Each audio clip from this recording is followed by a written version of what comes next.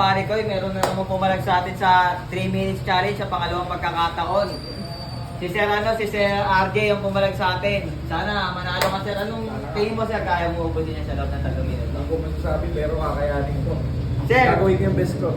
Sa pangalawang pagkakataon sir, kasi hindi po nakuha yung yung payment ng unang challenge dito sa hamon namin na to sir eh. Kaya na mangyayari sir, dahil hindi niya nakuha yung payment na 500 pesos nung unang challenge sa amin sir, ang mangyayari sa pangalawang pagkakataon na may magcha-challenge sa amin, dadagdagan po namin ng another 500 po yung mananalo. Ngayon sir,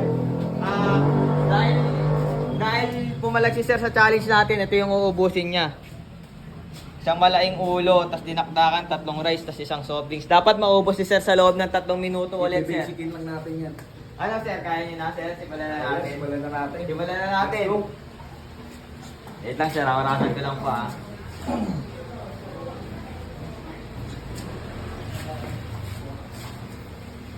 3 minutes. Game sir. 1, 2, 3.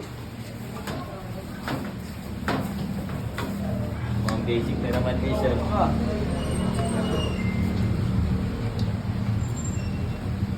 Basic nga kay sir to. Daming laman, boss. Madami naman yan sir. Panalo po yung pangalan na yan sir. Neto ah.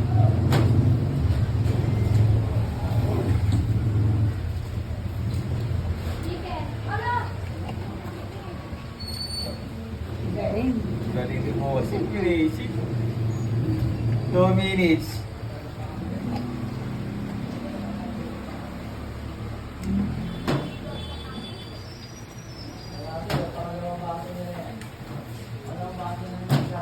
Daming sarap. Sarap neto, boss. Salamat po sir, 2 minutes. Basic kay bossing yung 3 rice. Grabe, bossing nga talaga yung makakuha ng unang pagkakataon ng mananalo sa atin. Si Sir pa, si Sir RJ. Follow nyo nga pala sa TikTok si Sir RJ. Rodrigo, ano ulit yan sir? Ay, wait, nakakausap ko din sir. Follow nyo po siya sa TikTok at saka sa Facebook. Rodrigo Dolorical Jr. Sa TikTok at saka sa Facebook.